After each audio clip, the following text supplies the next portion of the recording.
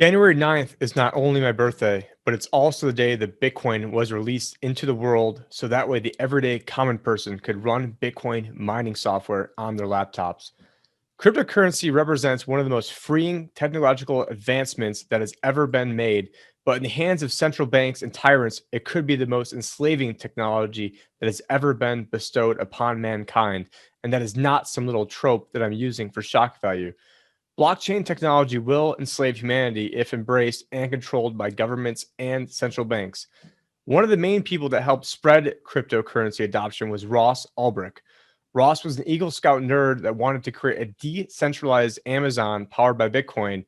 And as long as people weren't doing things to hurt others, like for instance, you can't put a hit out on somebody, and that was a whole lie that he put out a hit on somebody, that you can't go and basically do something to cause harm to another person. So there's no child porn, there's nothing like that on the site. And quickly, what ended up happening is people used this freedom to basically buy and sell small amounts of recreational amounts of marijuana, and they did so paying in Bitcoin. Obviously, this was naive to think that the government would put a stop to this. And yes, it was stupid to set up, but it wasn't double life in prison plus 40 years stupid. What's stupid is that in a free country, and supposedly people that are, advocates of freedom want to put people in jail for a plant that has helped millions of people. That is what is stupid. As someone that has led the charge to reach millions of libertarians to help support the president in 2016, as someone that wore a Trump shirt when my second child was born on his first full day in office, I am begging the president to please free Ross. Ross wasn't an angel, but the media has vilified him into an absolute monster, and that is not right. There are many parallels between Ross and President Trump and how the media has treated both. Almost 2 years ago to the day, I interviewed his mother, Lynn, and we contrasted the parallels between President Trump and Ross Ulbricht. Don't take my word for this. Actually, if there's one time you are going to take my word for something, please have this be the time, because right now time is running out. Please head to freeross.org to watch or listen to the Railroaded documentary on Ross, or click the link below to watch my full interview with his mother, Lynn, and please sign the petition at freeross.org. I'm in frequent communication with Lynn, and we did throw a few last-second Hail Marys that we're really praying are going to work. But at this point, please tweet to anyone that is close to the president. Please tweet to the president, assuming he's still on Twitter or still allowed to be there. Ross did something stupid in his 20s, and if President Trump doesn't find it in his heart to free him, he will more than likely at least be in jail the next 12 to 16 years before he is freed. And I'm begging the president to please throw libertarians a bone, because right now, I mean, if the Democrats were controlled the next 8 years, those 8 years are all the way gone. And then if a Republican gets in there, and assuming it's more like a Rand Paul type Republican, but if it's a neocon, they have no chance. But even a Republican would probably wait until the very end. So this is crunch time. He's already spent, I believe, 7 years in jail. He has no chance for parole. President Trump is his only shot. And it was Chuck Schumer that personally made it his own vendetta to make sure he had the harshest sentence possible. But right now, I mean, my absolute main issues as a libertarian are central banking. Unfortunately, things have gotten way worse the past 4 years. Censorship. I wasn't basically allowed to help the president in 2020 because I was already shadow banned November 16th, 2016. I know the exact day before he even got in office. And so way too little was done, way too late. Basically nothing has been done on that. And then my other issue was the debt. And then the debt has never been worse, exploded even more underneath Obama. So what I'm asking you is please throw us a bone. Those of us who are libertarian leaning and libertarians and independents who, this issue coalesces so many millions of people together. So freeing Ross, freeing Julian Assange, people like, Schaefer Cox all deserve to be freed. But I'm asking the president on my birthday to please find it in your hearts to please free Ross. He needs us more than anywhere. And on this day, when Bitcoin was released into the world, can we also please release Ross Ulbricht? Thank you.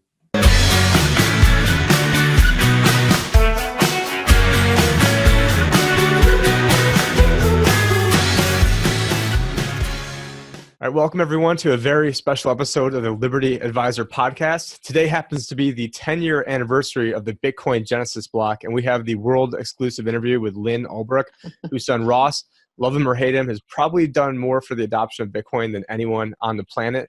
Lynn Ulbricht is a political activist and advocate for individual freedom, privacy, and criminal justice reform.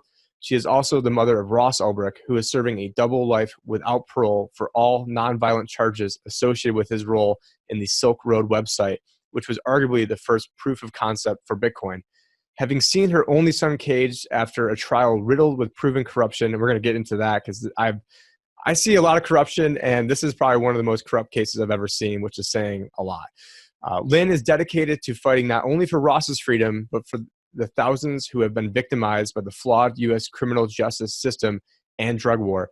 She strives to direct awareness to the important precedents set with Ross's high-profile case, issues that will impact freedom and privacy in the digital age.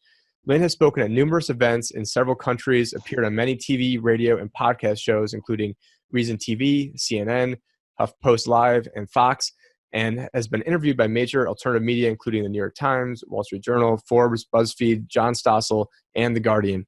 She is also prominently featured in the documentary Deep Web. While not working to raise awareness and support, Lynn focuses on raising funds for legal fees and gaining signatures for Ross's clemency petition on www.freeross.org. And if you guys go to Free Ross, I'd highly encourage everyone to sign the petition and watch Railroaded, the targeting and caging of Ross Ulbricht. Actually, I watched it probably about 3 weeks ago, and I was only going to watch the first episode or two because I was getting busy, and it was so crazy, just the amount of new information to me, and I'm pretty up on this stuff, that I just couldn't actually, I couldn't resist, and actually had to watch the whole thing at once. And by coincidence, my good friend Ernest Hancock of freedomsphoenix.com has been on me forever to watch the Kim.com documentary. So then I watched the I forgot what it's called. I think it's called Caught in the Web. And so those were just two great ones to watch back to back because there were so many overlapping issues with how the U.S. government, if they want to get you, really the lengths that they're going to go to get you. And when Lynn and I had originally set this up, I guess we didn't even realize today was the 10-year anniversary of the Bitcoin Genesis block. So we definitely are, pleased to have Lynn on the show. And one of the reasons why I wanted to have Lynn on was to kind of take a different approach than what you usually see. A lot of times when I've seen interviews from Lynn, it's from, either the crypto community, which, basically are going to treat Ross like an absolute god, or it's from, the other side of things where, they're trying to do like I gotcha type interviews of, hey, we're going to take out this sound bite and make, create the story that we're going to create anyways. And I wanted to take a little bit different take on this. And because I know I have got a lot of conservative people that follow me, and the first thing they say is, how can you support a guy who, is hiring a hitman? And how can you support, all this murder for hire? Because, this wasn't just a simple website. This was, a criminal mastermind who was out there, basically like Pablo Escobar. And I see a lot of basically parallels between, how the media portrays Donald Trump and how they portray Ross Ulbricht, which might be a weird thing to say, but if you're going off of the media's perception of Donald Trump, and if you are a Trump supporter, you realize there's a gigantic disconnect there. I mean, if you talk, and I hate even saying this, but if you talk to some people out there, the whole justification, some people think that Donald Trump is a Russian agent and basically Vladimir Putin has the goods on him, and the goods on him involve, this whole Russian gate PP dossier that they think that, and I hate even talking like this, but the mainstream media pushes a narrative that, Putin has tapes of Donald Trump getting peed on by Russian hookers. And this is like, and so some people, especially in the crypto space or the libertarian space, might not even know that this is like what the government and mainstream media argues about. But if you go off what the mainstream media says versus the reality of things, it's, a greatly different, actual reality of what actually happened. And so when you get into, and so I don't want to, paint Ross as, he's an absolute god, or he's, the second coming of Jesus, but his case though is, there's a lot more to it than meets the eye. Doing what he did, I would expect that, if I were to create a website like that, I would expect that if I were to be found out or caught, that I would expect to get into some trouble. Now, I would not expect to have a double life sentence with no chance of parole, especially when you compare it to all the criminality that goes on that isn't prosecuted on a day-to-day basis. But anyways, before I keep rambling, I want to introduce Lynn to the show. And thank you so much for being with us today, especially on this anniversary of the Bitcoin Genesis block. Oh, it's great to be here. Yeah, good to talk to you. We had a great talk in Las Vegas at the Bitcoin conference there. And so I've been looking forward to, talking some more. Yeah, so Lynn and I, we originally met at, it was actually the first crypto conference I ever went to, was in the Nexus Earth conference in Aspen, Colorado. And at that conference, it was just an absolute who's who of everyone who was there. And the first person I just happened to talk to when I first got to the hotel with Ernie, we were standing outside and I look over and it's Lynn Ulbricht. And then I think you were talking with, I think it was Sterling Lujan of Oh yeah, he's a Bitcoin, good friend. Yeah, as is Ernie. Bitcoin.com. Yeah. Hmm. And but that conference, though, just a quick shout out to Colin Cantrell, the founder of Yes, Nexus. I mean, it he's a had great guy. Hmm. everyone who was there. I mean, it was Ron Paul, Judge Napolitano, Jesse Ventura, Max Kaiser, Doug Casey, Roger Ver, the Ethereum co-founder, I can't remember his name. I think Joseph Lubin, Peter Schiff, Lauren Southern, Jim Cantrell, the founder of Vector Space, the whole Nexus team, Luke Rudowski, Terry Brock, Sterling Lujan, Jeff Berwick. I mean, the list. I mean, this was just such a star-studded event. And I'm trying to think who. There's the other Democratic senator. I can't. Not senator. Oh, Dennis Kucinich. Dennis Kucinich, a former congressman Hmm. who, when it comes to Democrats, there's not a lot that I really get along with or agree with anything they say. And I remember telling him, you're the only Democratic congressman that actually, agree with on anything and actually, do respect him. So it was just such, a who's who. And I'm probably missing like 30 other big Right. people of that type of caliber. So anyways, no, that was a great conference. And I met you there, and you're the first person I met at a crypto conference. So I thought it was just, fitting that now our paths have crossed again. And you will be at Anarchapulco speaking there as well, correct? Correct.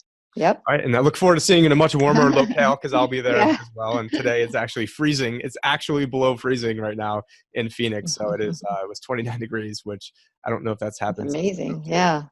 So all the global warming that's going on. So thank you, Al Gore. So we'll be doing our part, I guess, when we go to Acapulco.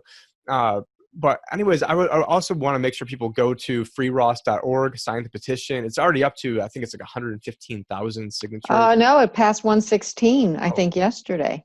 And I actually didn't look at it this morning yet, but no, we're getting a wonderful response. So grateful to everyone who cares about the injustices going on in our criminal justice system. And I think, your point about the fake news that the president has been subjected to is absolutely applicable to Ross. I've gotten a firsthand, up close and personal view of it, and it's absolutely appalling and terrifying because it's kind of like Pravda. It's in the media, much of the media, not all, much is an arm of the government and spouts whatever they want to do politically. And I think we're really in trouble that way because too many people just take it at face value what they read. And I've learned I practically don't believe anything I read until I, can really dig into it and I've been misquoted. I have had things pieced together to make a completely different meaning. I've had things omitted. And also, of course, in Ross's case, for example, you brought up the murder for hire allegation, never charged at trial, never indicted by New York, who brought him to trial. Jury never ruled on it. But if you read the media, you think that was the only thing, and that was what he was in prison for. And then they even just call it murder as if someone died, which that did not happen. And this is something that the media does. It's something the government does.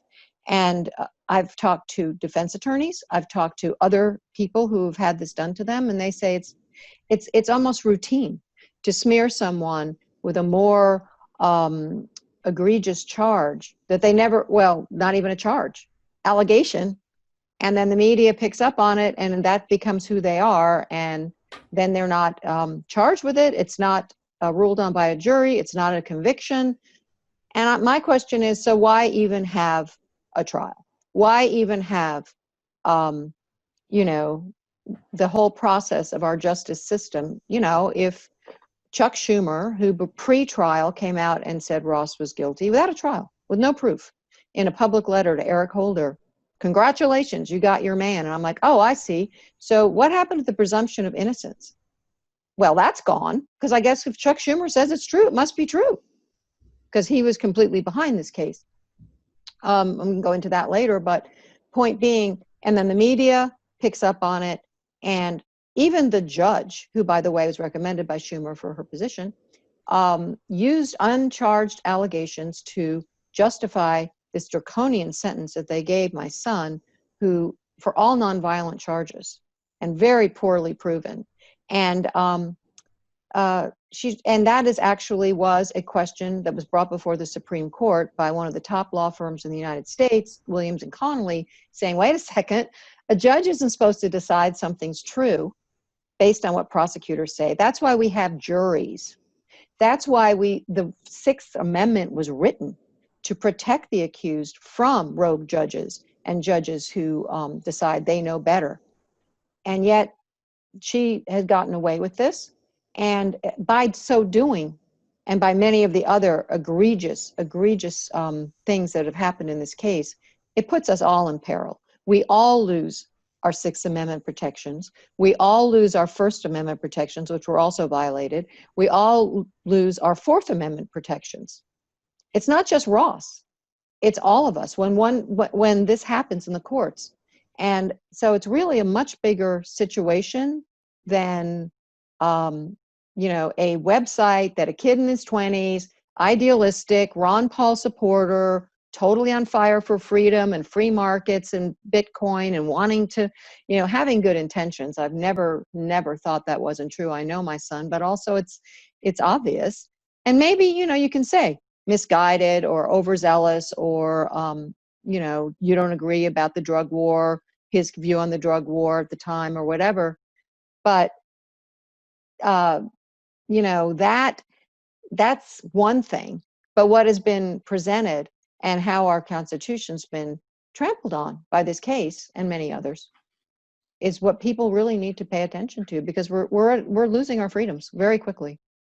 Yes, and whether you agree with Ross or not, I mean, you've got to, and I protect, the rights of people to say things of people that I don't even agree with, because I know if they can come after them, then they can come after me. And so, Exactly. even though, I don't think anyone should be doing heroin or meth or any of these other hardcore drugs, I think people are going to get their hands on them anyways, and that the drug war actually does more to basically to bring more harm into society, and more people end up dying because of the drug war than if the drug war hadn't existed. And there's all sorts of research where I think Portugal legalized the drugs, and next thing you know, they went from the highest drug usage in Europe to the lowest drug usage because they focused on rehabilitation. I've written articles on this, and there's so many things that you touched on. I mean, even you get back to the hypocrisy of Chuck Schumer, who's actually my graduation speaker. I mean, of all people, and the only reason he was my graduation speaker is because it was supposed to be Elliot Spitzer, but he got caught with his prostitute like the day before he was supposed to be my graduation speaker. So Chuck Schumer was like the pinch hitter to come in to give my graduation talk. So somehow I was able to survive all of that propaganda. But it was Chuck Schumer who basically recommended it to Eric Holder. But Eric Holder was involved in shipping guns into Mexico, to then subvert the Second Amendment, which is one of the ones I guess you didn't name. And if it wasn't for I guess the only thing the government's not subverting is they're not quartering troops in our houses is pretty much the only thing that's not going on. But I shouldn't give them any ideas over here.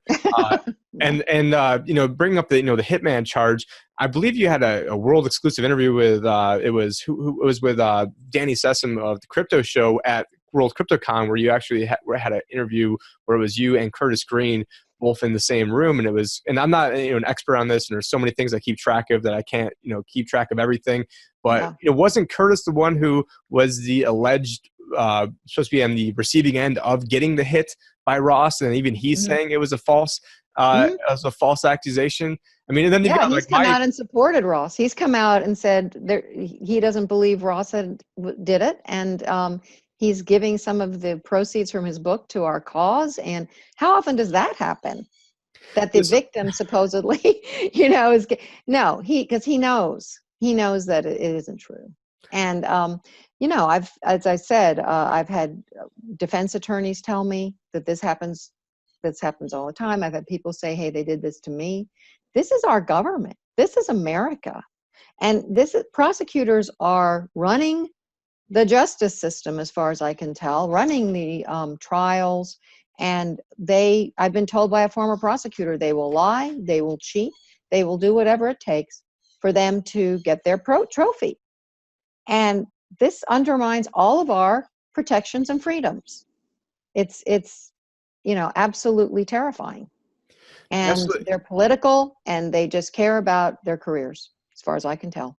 Yeah, so yeah, and just like you were saying, how many times the person who is, alleged to be, the one who is supposed to be, receiving the hit, the one who was murdered, Yeah. who then comes out and says, no, that was not the case. And I guess getting into it, I don't remember all the details from Railroaded just yet, because a lot of things It's a going on. lot of details. Yes, Well, I mean, just a ton, and I'm sure that there's a ton of details that were probably left out in that as well. But there was government. I mean, I guess the high level version is you had one government agent who was trying to track down who was behind Silk Road, and it seemed like all the signs were leading to another guy who was actually the one who was doing a lot of the technical expertise behind it. And I didn't even know this until recently, and it's so weird that this has been brought up. But like the past month, I have never heard of the Princess Bride before. And the past month, I have probably had this intersected to my life like 10 different ways. It's just how weird. It's just so crazy because I think I found out that DPR was from the Railroaded movie documentary was based off a character Princess Bride in the Dread Pirate Roberts, and hopefully I'm not butchering this because I haven't seen the movie. He was a character who, once he trained his disciples, would then sort of step away and sort of have more of a hands-off approach, or because he would have passed down his, I don't know, his powers or his likeness to somebody else. It was meant to be passed on. It was as a baton. It was meant to be passed on from person to person to person. And it sort of seemed like Ross more than likely created it, but then didn't have the technical know-how or expertise or ability to actually run this. And so he was sort of like, it's sort of like, if you want to go blame Roger Ver for Bitcoin and saying just because, I guess now it'd be Bitcoin Cash, but because he has the philosophical, hardcore, libertarian, Rothbardian view of the world, that all of a sudden, Roger Ver should be in jail for Bitcoin, when, then there's a lot of people in this community who are the ones who are actually building up Bitcoin. It has nothing to do with, Ross was the central figure of getting. Yeah. They wanted a trophy. That's what they wanted. There's lots of dark web markets now. I don't hear about them doing much about them. They got their trophy. They got their political capital. Preet Bharara, who was, Schumer's counsel for years and was his basically collaborator, he was the lead prosecutor. The judge, as I had mentioned, was recommended by Schumer for her position on the bench. Ross has nothing to do with New York. He was arrested and lived in California, but he was basically extradited back to New York for trial in the Southern District of New York, who is now persecuting President Trump, by the way. President Trump and Ross have a lot of the very same enemies, including Mueller, who was his FBI, including Comey, and and the media. I mean, so I'm hopeful that the president can understand what we've been dealing with. Because if they do this to a president, please, a 20-something kid who, idealistic kid, you think they're not going to say whatever they want and do whatever they want? They also used illegal Fourth Amendment. They violated the Fourth Amendment with spying. Well, they did it with Trump too. William Binney, who is an NSA whistleblower, an expert, he worked for the NSA top level, has said this, not about Ross, but just about how this was done with the president, and actually Elliot Spitzer as well, you mentioned him. But yeah, I mean, and what you said in the beginning, they will get you if they want to, and they will use whatever means. Now, one of the things I really want to say is that we are at a crossroads in history right now. We are at a tipping point in our country. Are we going to be free or not? Are we going to have rule of law or not? And we're really right there. And in the courts is one of the places. And they're just shoehorning 20th century law into the 21st century in the digital age. And in the process, we're losing our protections. And that's a whole other subject. But we're at a very, very vulnerable and tenuous position with privacy, with all the things that we're dealing with, and it's up to us which way we're going to go. In this case, a lot of things come together in this case that spotlight this, and so I really want people to understand the drug war is not about drugs, and it's obvious. It's been going on for over 45 years. It's cost taxpayers over $1 trillion with a T dollars people are still using drugs. They can't even keep drugs out of the prison. They know this, they meaning the government, they know it doesn't work, but there is a lot of money being made and a lot of rights and protections being shredded with the drug war and the drug exceptions that they make. And oh, it's drugs, so it's okay. Who cares about the Fourth Amendment? Who cares about, well, that all spills over into everyone's lives. And just like prohibition of alcohol increased violence, so does prohibition of drugs. All the cartels, all the gangs, all the stuff that is causing so much violence and ruining countries like Mexico would stop. You know, you don't have Smirnoff and Absolute having street fights over who's selling their vodka where anymore, because it's not illegal. It creates violence and it doesn't work. And as you mentioned, Portugal, my husband actually talked to someone from Portugal and he said, you know, before we legalized drugs, decriminalized everything, it was becoming extremely dangerous, really bad there. And now it's wholesome and it's safe and it's having a renaissance. Because ironically, prohibition creates crime. So there's a money incentive, there's this incentive. So that's a lot of stuff I just covered, but point being, I'm not for drugs. Don't do drugs. Bad idea, you know, but the drug war is horrible. And I'm not even defending Silk Road, or for that matter, some of the things sold on Amazon or eBay or Craigslist. You know, Jeff Bezos is being sued by a mom whose daughter bought cyanide on Amazon and killed herself with it, tragically. I don't think you should take cyanide. However, I also don't think Jeff Bezos should be hauled into court and thrown into prison because someone on the website did this. It's a very slippery slope. The other thing I really want to say, I'm rambling here, but I want to really make this point. This case is political. It's not, and that's why we have all the fake news around it, all that stuff. The judge herself at sentencing said, we know that you created this site for philosophical reasons, and we're not sure it's a philosophy you've left behind. She said basically that Ross is in prison serving life for his philosophy, which happens to be a libertarian philosophy of free markets, free choice, and not that you could buy anything on the site, because it was very much about no force, no creating victims. There was nothing to do with pedophilia. There was nothing, no stolen property, that sort of thing, because those were not voluntary actions. But that's left for the government. They're the ones who are engaged in all that stuff. So right, but as many libertarians feel, the drug war, the drugs are a choice. Now that may be misguided. That might have been a reckless thing. I would not necessarily argue with that. However, it was well intentioned. It was about privacy, Bitcoin, and not having the government involved. And I think when you make a use case for a new currency that the government doesn't control, you're going to be poking the bear in a big way. And I really think that's what it's about. Because the biggest drug seller on Silk Road got 10 years. My son got double life plus 40. It's it's definitely political. They want him shut up. They don't want him to be a symbol.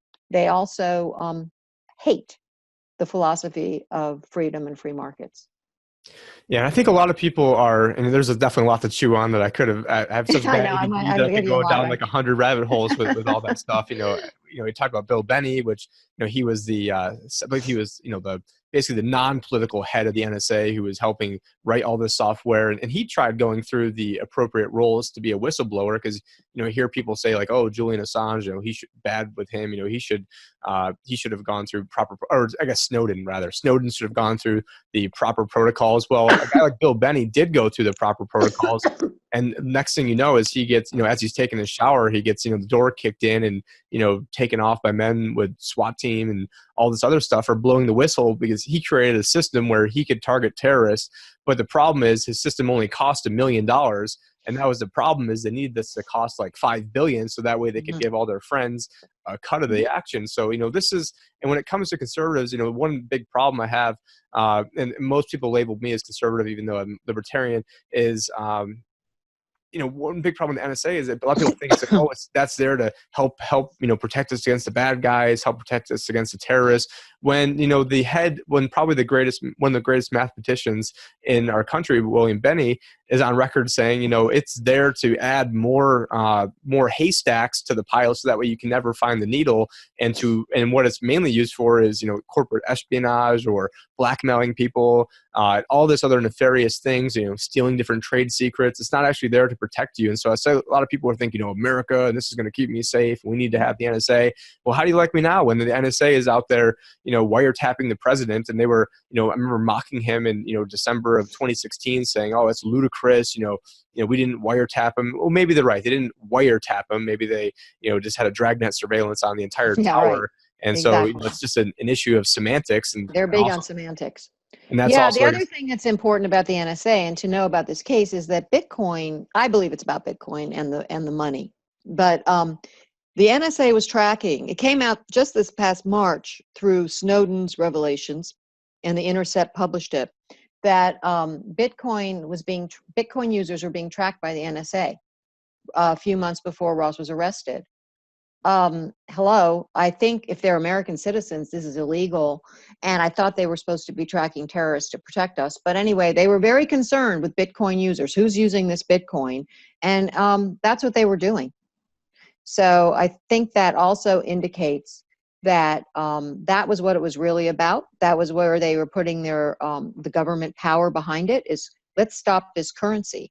Well, it didn't work, obviously, and we'll see what happens. But yeah, it wasn't about drugs. If they wanted to stop drugs, I think they could have figured it out, since we had a perfect model with alcohol prohibition, how you stop the violence and the problems with drugs. No, drugs serve the government's purposes the illegal drugs very well. So then you get into private prisons. There's so many rabbit holes with everything we just touched. Which, by the way, donate to Chuck Schumer. But anyway, go ahead. Yeah, when I was in college, I had a professor, and I went to liberal arts school, so it's weird that this was a prohibition they put on me. But they ended up saying that you can give a speech in anything you want to give it on, except for marijuana. And it was a public speaking class. So being the rebel that I was, decided, okay, well, I'll give a speech on hemp, and ended up getting a 0 on the speech for giving it. But I got a standing ovation. Everyone's like, oh man, I thought this was going to be some BS speech, but I read different books on it and was very well versed on this subject. And it's sort of crazy when you really go down the rabbit hole of how drugs became illegal to begin with, that what really had happened, I guess the short Cliff Note version is you had hemp, which was which Donald Trump actually just legalized, or the federal government just legalized growing hemp just a few weeks ago. And people should be cheering about that, but they don't want to give him any credit on anything. No, and I don't know what this guy can do to make get a little credit. It's true. And so with the drug world, or I guess at one point marijuana was legal while alcohol was illegal, and it was not even a big issue or a big deal. And so it became a big deal when there was, I believe the machine was called the hemp decorator. It was basically the equivalent of the cotton gin, but for hemp. And what had happened is hemp, you could grow 4 times more per acre. It was much, much stronger than cotton. It had uses where, the first Model T was made out of hemp. There's a picture of Henry Ford, or video hitting him with an axe and bouncing off the car. It ran off of hemp seed oil. So all these foreign wars could be stopped. And a lot of the early ships and stuff, they were, had hemp was a major component of that. It was also a component of the War of 1812, although War of 1812 also had to do with the first Central Bank of America charters being revoked, and that's not really in our history book because the British owned basically the first version of the Federal Reserve, and then they came and burned down the White House when we took that away. There's all these different rabbit holes that we could go down in this subject, but with getting back to the drug issue, is what they found was that the head of the FBI, and this is from stuff I read like 15 years ago, so it's not like I looked it up yesterday. So you had the head of the FBI at the time, or created the Bureau of Narcotics.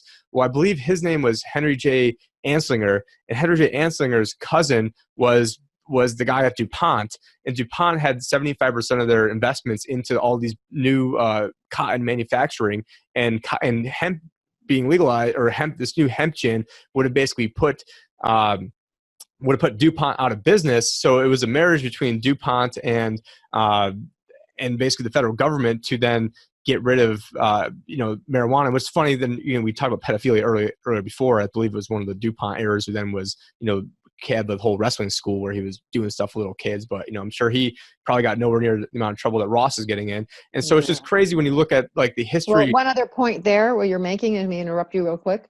It's the same thing now. The top 5 lobbyists for keeping marijuana illegal are the pharmaceutical companies, the private prisons, the prison guard unions, the police unions, and the alcohol and beer companies. All stand to profit.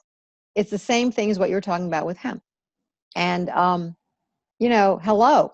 Except in this case, it's the human beings are the inventory in a lot of these cases.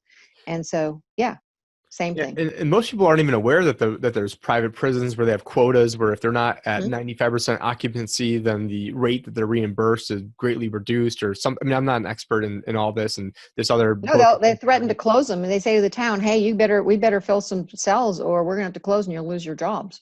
Meanwhile, Chuck Schumer receives funds from private prisons. $100,000 was one headline. $100,000.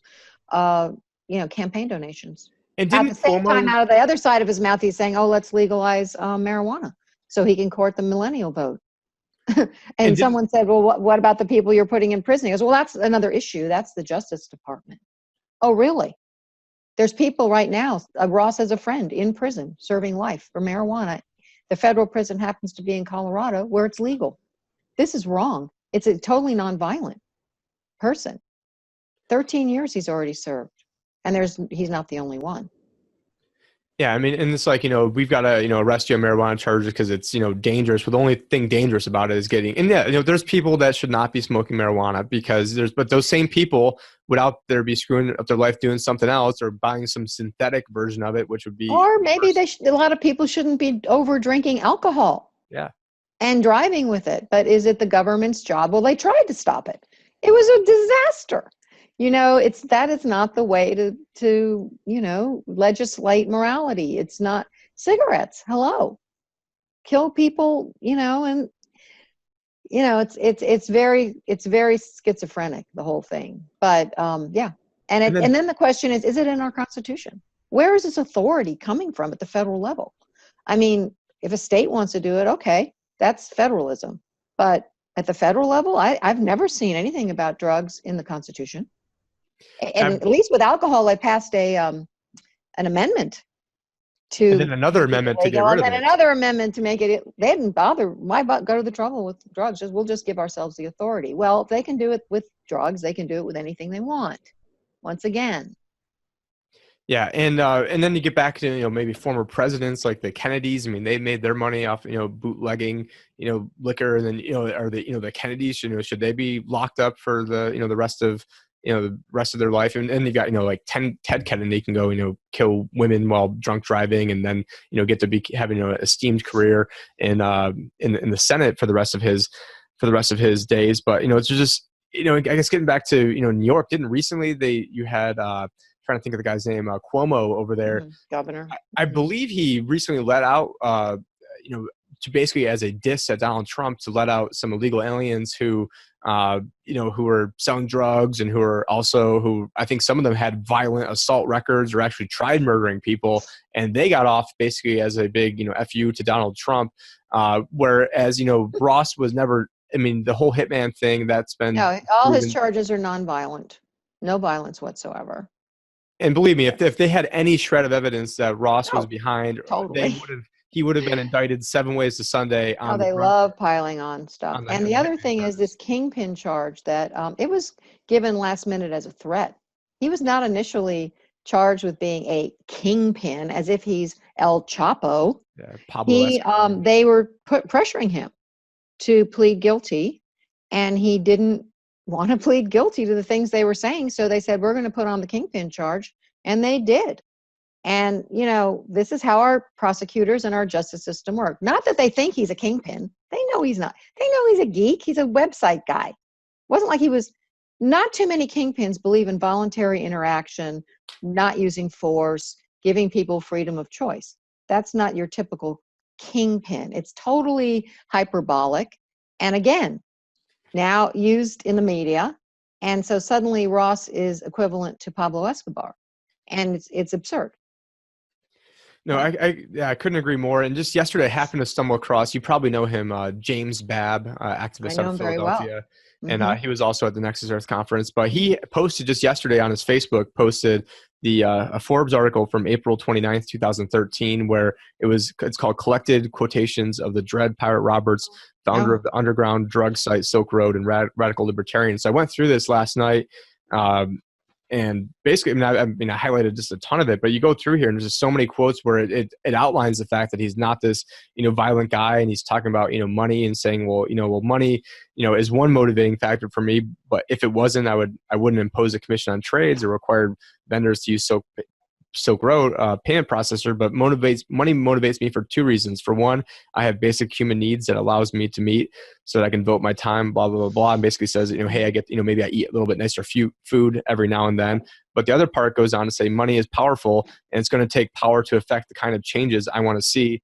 Money allows us to expand our infrastructure and manpower to accommodate the growing demands of our market and to pursue paths that will complement and strengthen what's already been created here. And with all that being said, my primary motivation is not personal wealth, but making a difference. And as corny as it sounds, I just want to look back in my life and know that I did something worthwhile to help people. It's fulfilling to me. If you don't know this joy, you may hear my words as insincere and as a way to manipulate, but I know they are true and resonate with some of you. And so there's just so much here where, and then he, goes on to say how, there's basically a lot of people there in the Silk Road who are helping make this a reality, because he wasn't a coder. He was more of the philosophical ideals of how this works. And then I know it also goes on to say in another one of these where it goes on to say, that the, here at Silk Road, we recognize the smallest minority, which is you. And that's something that Ernie talks about all the time, Ernest Hancock of freedomsphoenix.com, where people try to say, hey, you're not for minority rights. He's like, well, I'm for the smallest minority. He's like, me. He's like, no one, yeah. there's no one out there smaller than me. And when it comes to Ross and trying to protect the individual, that was really what the basis of this country was founded on, was to protect the individual from the government.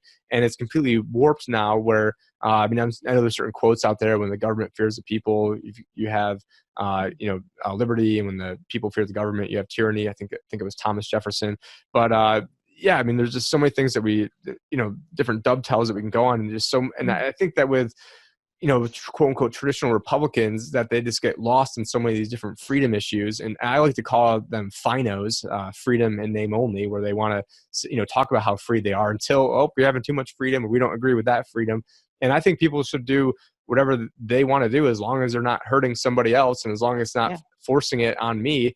And we would have a much better society where, even if, let's get into some of the other hard charges that are against your son. They're trying to say that, I think, what's the allegation that, 6 people died as a result of overdosing on? Well, that was that was brought up at sentencing as an ambush by the prosecutors. It was never charged. And we brought in a pathologist who said it was completely unable to be proven, unfounded, etc. And yet the judge allowed it. And, I felt like these grieving parents were manipulated by the prosecution.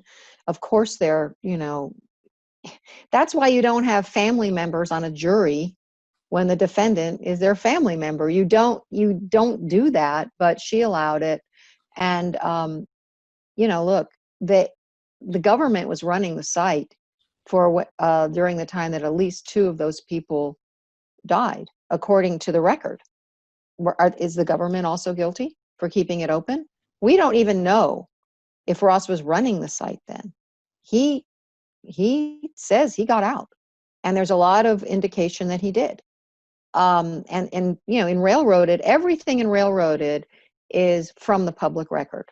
Now, there is a lot that we don't know because it's sealed, undisclosed, and encrypted. I don't know why the government insists on keeping everything secret if they have nothing to hide, and it should be transparent, but they are. But even just what's public, and there's almost 400 footnotes in there, it's backed up.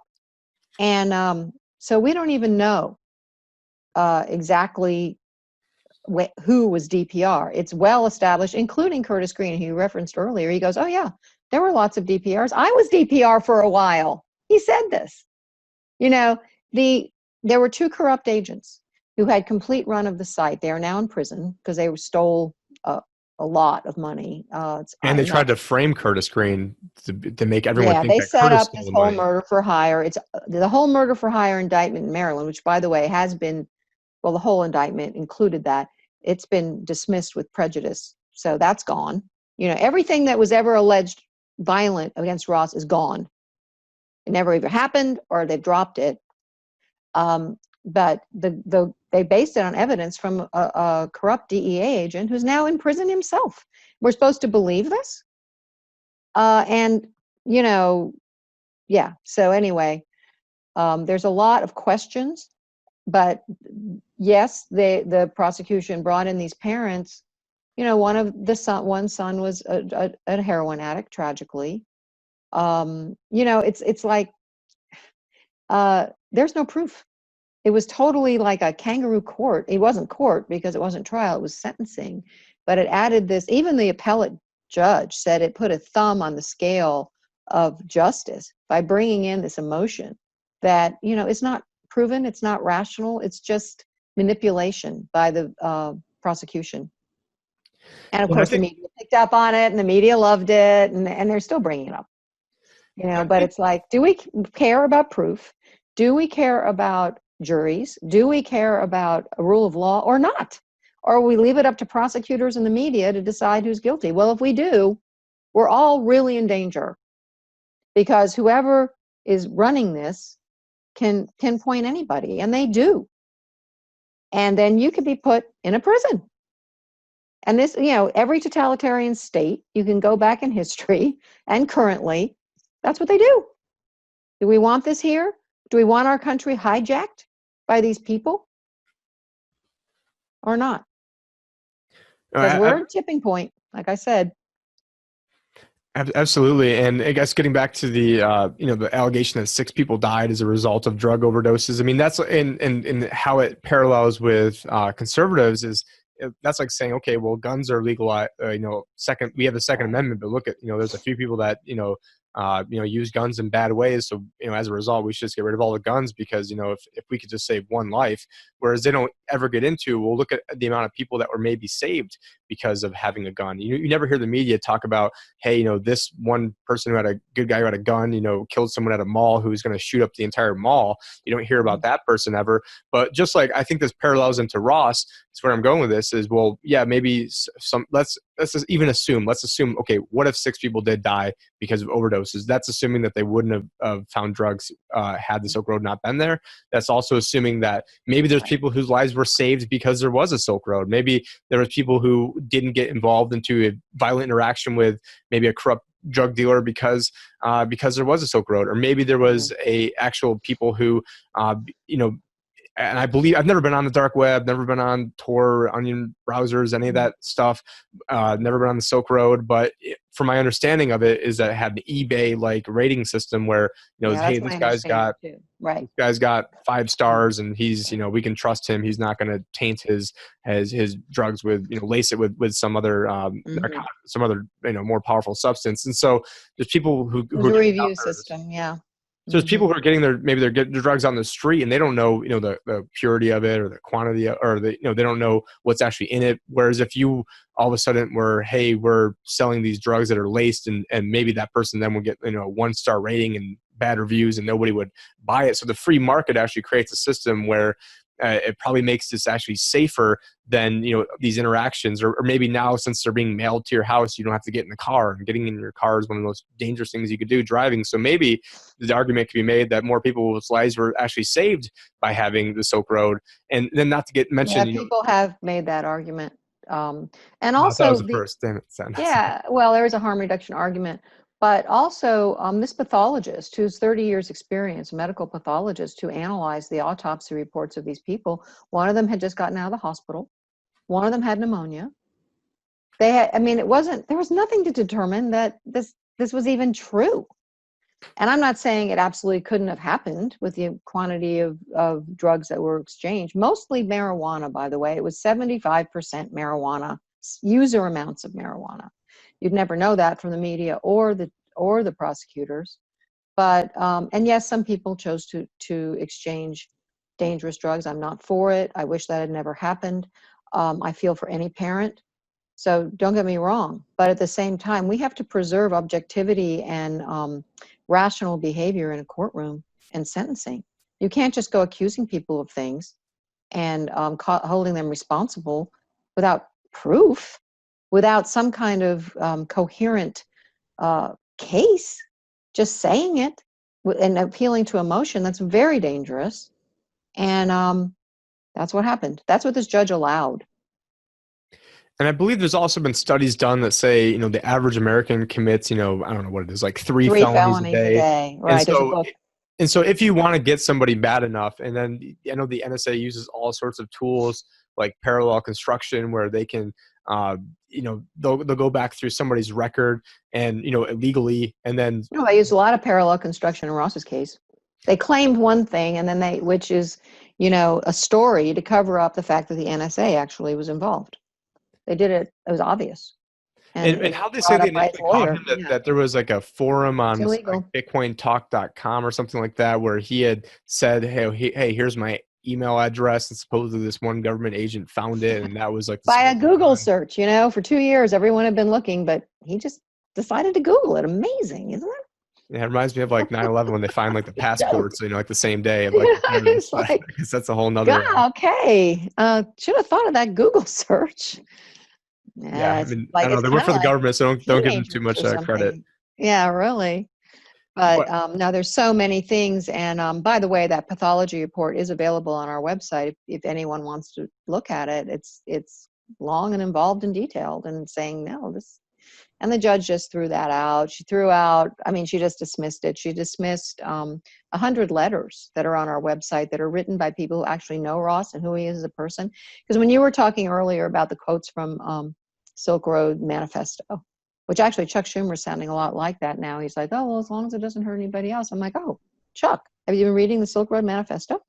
But in any case, that I don't know. I don't know for sure, but I can tell you that is Ross's philosophy, that he cares about the individual. He's always been, and these letters show, even as a young person, a compassionate person, an idealistic one who wants to help people. And even in the prison, the guards would come up to me often, such a good guy. He doesn't belong in here. He needs, and his counselor, his caseworker, his legal department, they're like, they loved Ross because of who he is, and inmates. And this was a violent place with violent gangs, and Ross was liked. He was he'd help people, he tutored, he led classes.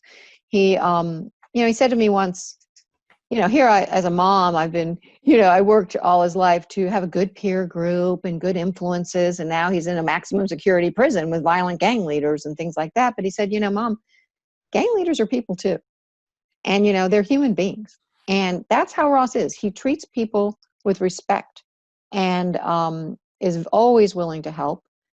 Help them write letters or, just be a good example and, peaceful. And in fact, recently he refused to participate in an assault on another inmate that he was being pressured to do, and put himself in protective custody, which meant being in essentially a metal box for 3.5 months.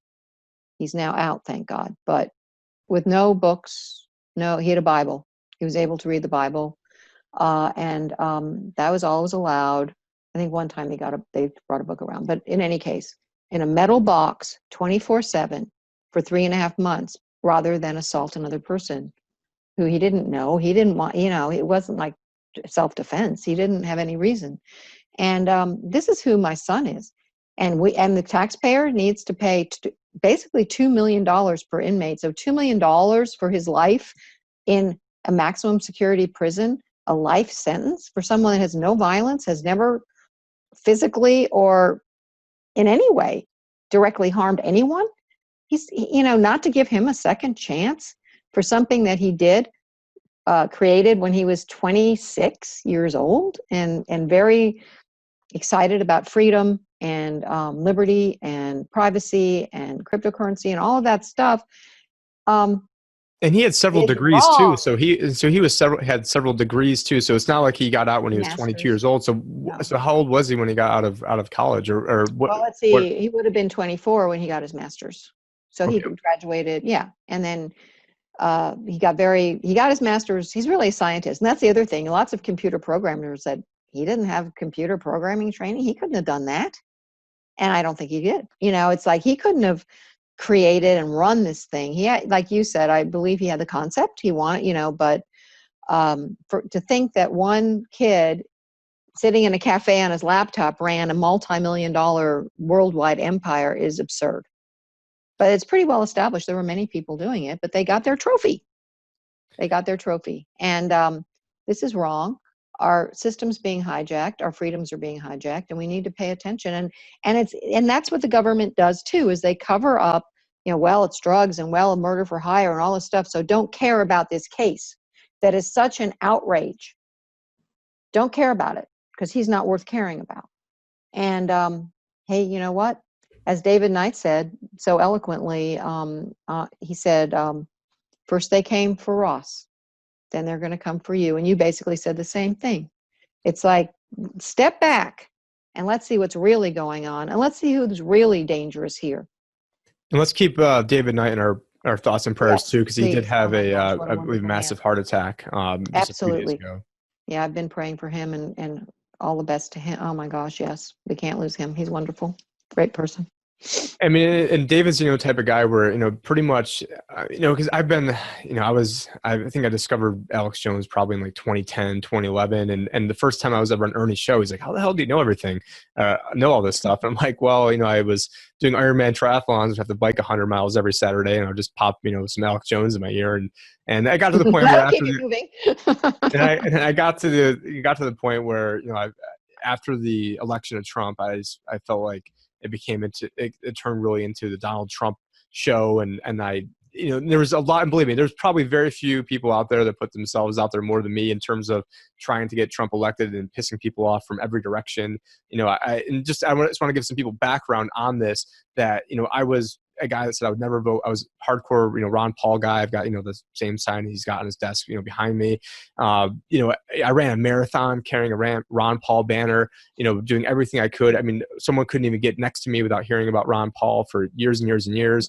And then I saw him get, another good word is railroaded. He got railroaded in the, in the lead up to the election, where they, had rules that got changed and all sorts of, that's a whole nother, story with all that. And then I wanted, his son Rand, and I was pushing for him. And then I saw, by the time, January 2016 rolled around, I realized, he doesn't have a shot in hell, just because, him and Ted Cruz were sort of vying for the same spot. And by him attacking Donald Trump, it really, it was a bad tactical move on Rand Paul's part.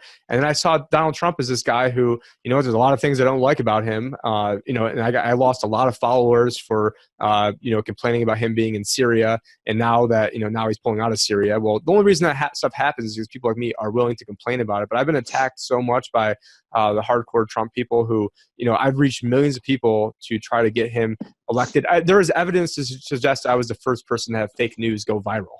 And so believe me, I'm not, and I've got, a hat that I bought before the election signed by Donald Trump. I mean, so does that look like somebody who's, my daughter was born the first day Trump was in office, one of my daughters, and I wore a Trump shirt there. So, I mean, so the people that come out here and say that, I'm against him, but at the same, so it's just sort of maddening where, I was the Libertarian advisor, but trying to get libertarians to vote for Trump, because I figured, the guy's not a globalist, which, is saying something. He's not part of the Bilderberg group. He's not part of the Council on Foreign Relations. He said some good stuff about the Federal Reserve at the time. He could pull out of the TPP. There was good things that he was doing, but I don't agree. But the one thing that really got to me when he got in there was that by taking credit for all the economic success, I knew that was going to be his absolute downfall, and because I knew that they were going to set him up and set him up in this trap. And I made a presentation that I gave to Ernie's people at one of his parties called The Trump Effect and Why Good News is Bad News. And the entire premise was, listen, Trump's going to do some good things for the economy. It's going to make the stock market go up, but then that's going to give the Federal Reserve no excuse to not raise rates. And that's going to then pop the bubble. And that's exactly what we've seen happen. Right. So it pains me to see him stepping in to this absolute trap. And so we have and one thing that Ross talked about pretty extensively was the Federal Reserve System. And that's really what got me down this entire rabbit hole was the Federal Reserve System. I was on the class that won the national competition on the Federal Reserve against Harvard and Yale. But I wasn't, just for the record, I wasn't actually in the competition because I was on the water polo team and I thought there was a bunch of nerds and I didn't feel like wasting my weekends taking a bus to New York City every weekend. So I was in the small class that won the national competition. And one day, this guy that looks like Rob Zombie, the rock singer, tells me that the Federal Reserve is private. And I'm like, you're full of crap. I've got this stockbroker's license. I was on the class that won the national competition. You look like a weirdo with your hair down to here. And it turns out, and then my wife happened to give me the book Creature from Jekyll Island, which brought me down this it's a good book. hole. Oh yeah. Ross gave me that book. Oh, really? So, okay. Yes. And I've given that book to probably 20 different people. I've got a signed copy somewhere floating around here. And actually, before I went to go, and I had to end up resigning from my highly lucrative career that I had built up for speaking at Anarchapulco last year. And as I'm backstage about to present, I see G. Edward Griffin back there. And I'm like, oh man, like this is the whole reason. He was in Aspen too. And he was, that's somebody who I left off, one of my greatest heroes, and I didn't even forgot to mention him. Well, you did very well, actually. Well, just a couple of things about what we touched on, a lot of things. Say what you will about Alex Jones.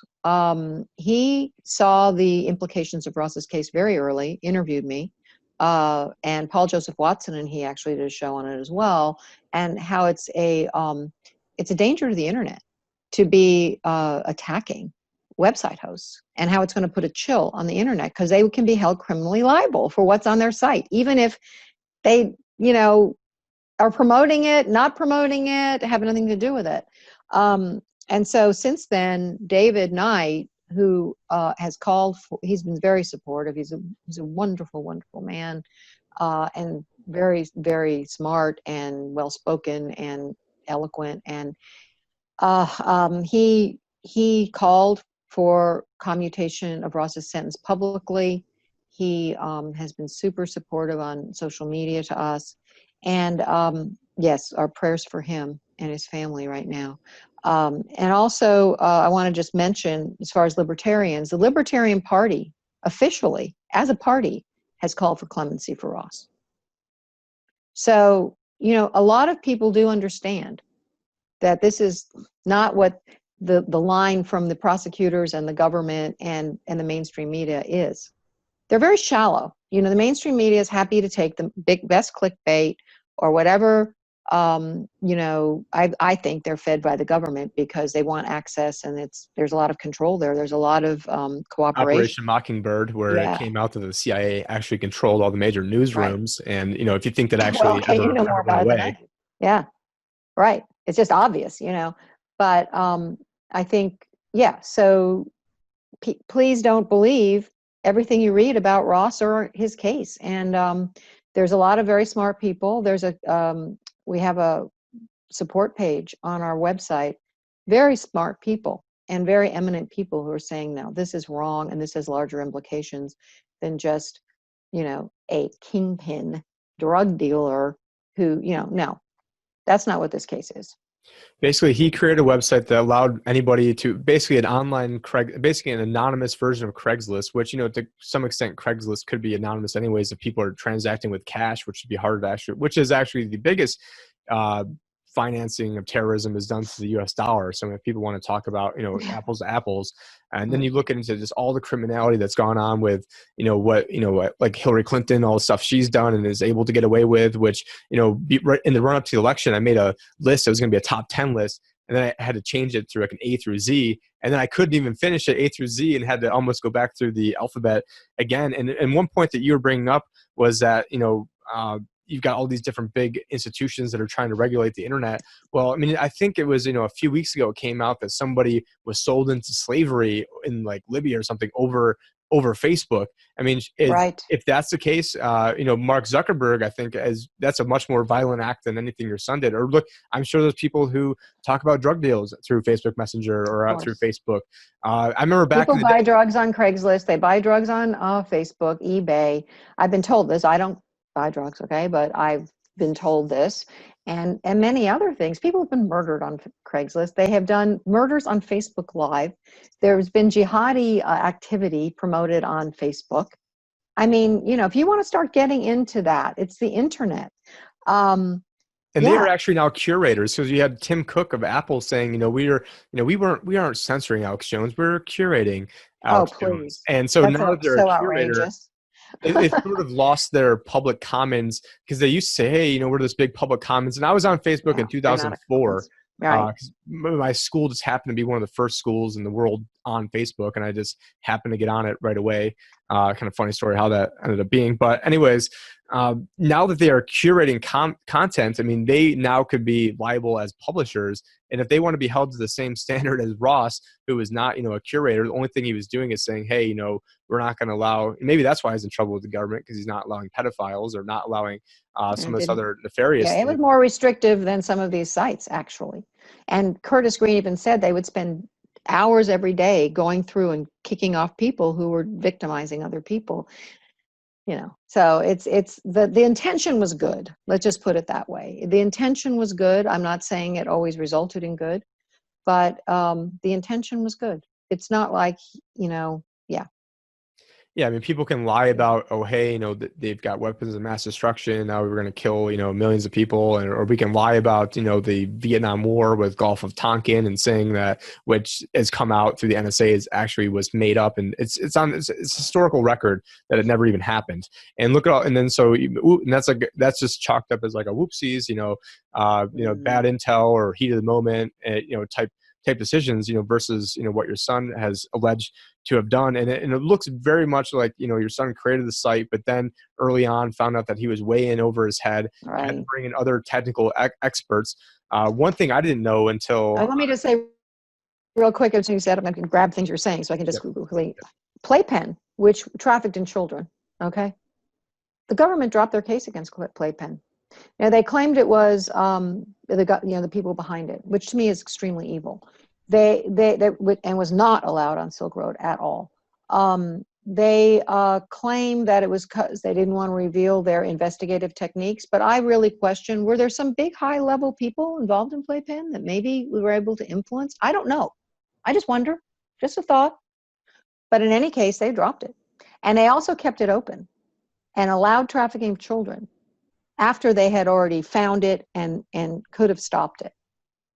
So please, don't give me your moral high ground on one hand, and then basically not even prosecute people who were using children.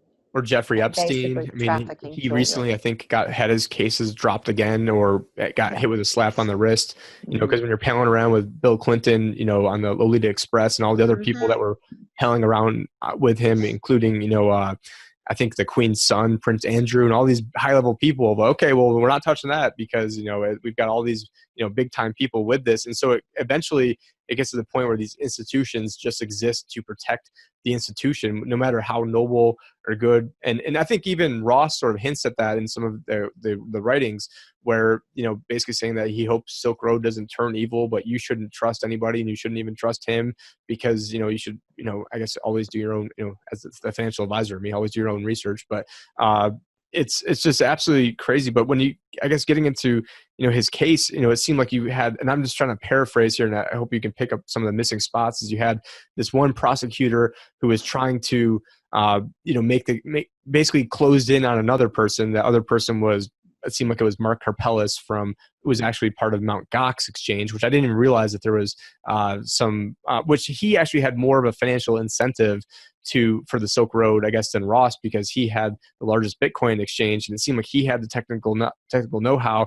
But then there's other government agents and agencies and alphabet soups who they were closing in on other people, or who they used Mark. Everybody was stepping on everybody else's toes, and everybody wanted credit for getting this, but they. And it sounded like it was either, whether it was Mark Karpelis or somebody else, basically gave Ross up to help get out of their own, legal woes. And then Ross all of a sudden then had to take the blame for everything. But meanwhile, you had two of the agents that were working this case. They actually developed access to the Silk Road website.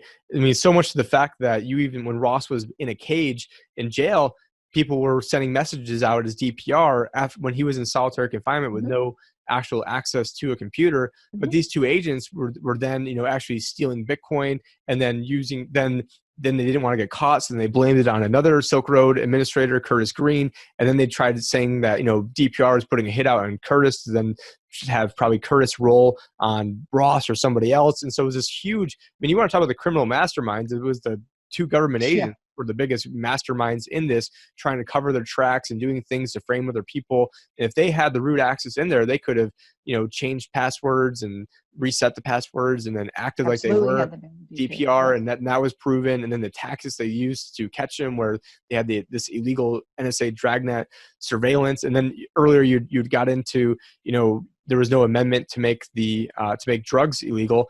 And I believe what they did was, for that, is it was sort of like the machine guns, where they had a machine gun stamp act, but in order to have the machine gun, in order to have the stamp, you had to have the machine gun. But if you had the machine gun, you're already committing the crime. And so they did the same thing with marijuana, where technically marijuana is not illegal. You have to have the stamp, but in order to have the stamp, you have to have the marijuana. So you've already committed the crime before They're so clever.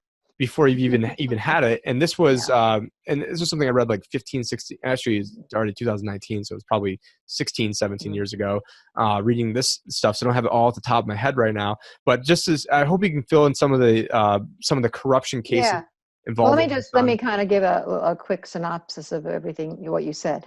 The initial investigator was actually a DHS agent. He was honing in, well, he was on the site for 2 years and thousands of hours undercover. So he was in there. He even testified at trial. I heard him with my own ears that he thought there were many DPRs. Most people do. But that he was honing in on a main one, and he thought it was Mark Karpeles. And I want to be clear, I'm not accusing anybody of anything. I have no proof it was Mark Karpeles. I don't know. But it's part of the public record, and that's why it's in Railroaded. I'm not trying to harm Mark Karpeles or anyone. But I do think that it's part of the story because it was part of the public record, and that's what we were conveying. So what happened was, and apparently this is common, he was out of Chicago. Maryland, where the corrupt agents were, was competing for it because everybody wanted the trophy. Chuck Schumer made it a trophy, and everybody wanted it. And then New York stepped in ultimately, and New York's the big bully on the block, and they pretty much get what they want. There were very questionable agents involved in Maryland, and they were trying to undermine the investigation. And it came out in trial that by this DHS agent, that Mark Karpeles' lawyers met with Maryland, where the corruption was, and offered them a name in exchange for them backing off of their client. I don't know what actually transpired. I don't know what was exchanged. I don't know if anything was paid. I have no idea.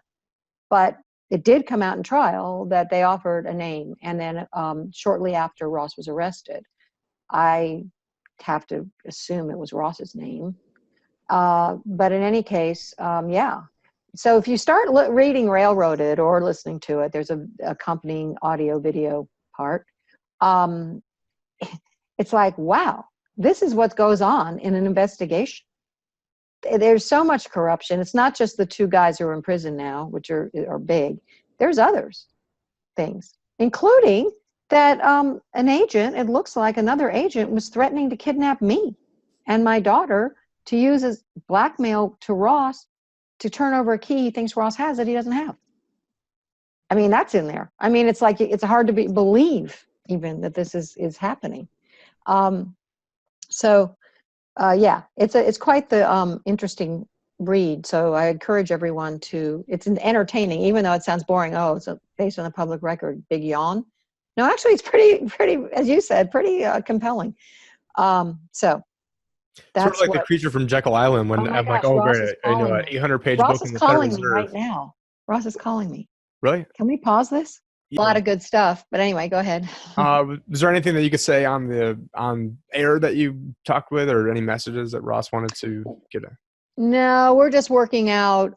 He's in Oklahoma on his way there, and we're working out different stuff for the lawyers and that we have and that kind of thing. It's not, yeah.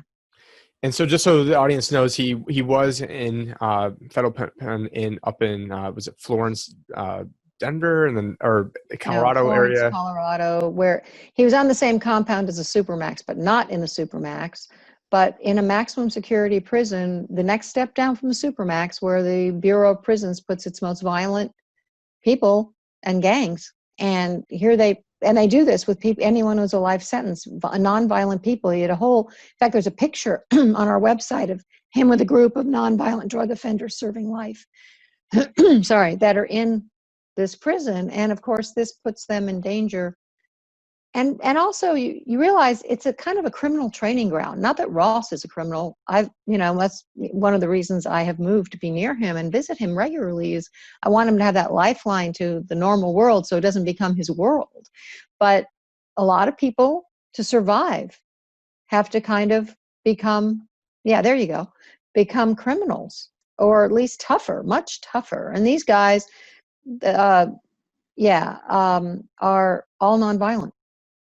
And they're all drug offenders in a state where, like the guy I was telling you about that was in there for marijuana, in the state where marijuana is legal, he's serving a life sentence. Life. I mean, when I was growing up, life sentences were reserved for the very few mass murdering maniacs who really put people in danger. You didn't, and up until parole was taken away from the federal system, after 30 years of good behavior, which is a long time, 3 decades is a long time, they could be eligible to be released. These are nonviolent people often. I'm not saying they didn't make mistakes or do bad things, but people do change. In fact, they've proven with studies that as people age and mature, they become less likely to commit crimes. They mature. Ross is much more mature now at 34 than he was at 26 when he came up with this idea of an internet free market. He is a different guy. He understands the repercussions of breaking the law. He understands the repercussions on our family and on, he's not, a 26-year-old and a 34-year-old are very different. I was just about to say that, because I'm turning 33 later this week. So, right.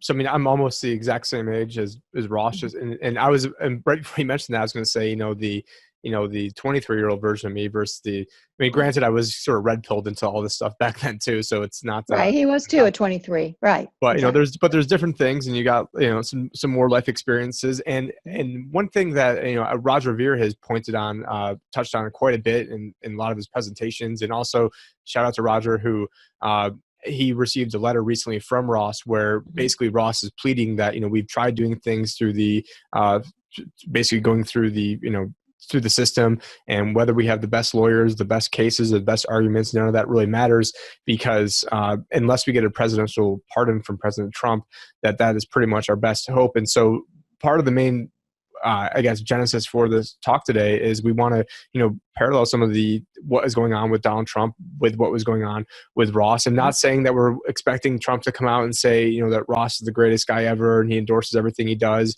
I mean, even if he says hey, we think it was really stupid what you did and we don't ever want you doing this again, or whatever admonishment that he wants to give to separate himself from this, I fully would support that, as long as it's there's no reason why we should be caging someone whose main crime was creating a website, who then the website allowed you to do whatever you wanted to do, and people then chose within limits. Don't forget those limits. Except it was except as long as it was non-violent, or harming others, like with pedophilia or something. Yeah.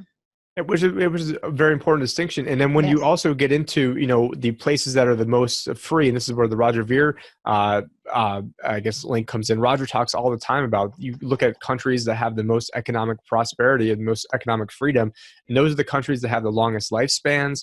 They have the least amount of crime, and all these other statistics that go on and on and on. And so from a certain standpoint, Ross is a bad guy because he created a website that allowed people to buy personal amounts of marijuana for the most part, and then some people use it to buy other harder drugs. And then in a free market system, we're not the answer for everybody. I mean, if you give people freedom, some people are going to do bad things with freedom. If you want absolute security. I believe it was Eisenhower who said, if you want to have, 100% security and be fed, basically you're where, and paradoxically, this is where Ross ended up. He ended up in a prison. So if you want 100% security, go to a prison, but they can't even keep the prisoners secure, because you just mentioned someone getting beat up, and then they can't even keep the drugs out of prison either. No, they're killed. There Killed. was a murder. Yeah. Mm-hmm.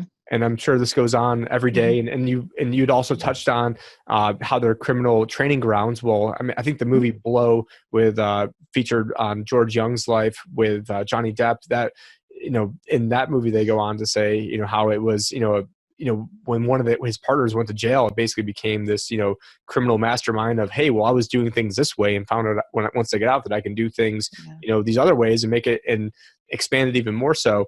And we've got a guy who's down in, I think it's near Tucson, who's in prison for Bitcoin right now, Morpheus, one of Ernie's good friends.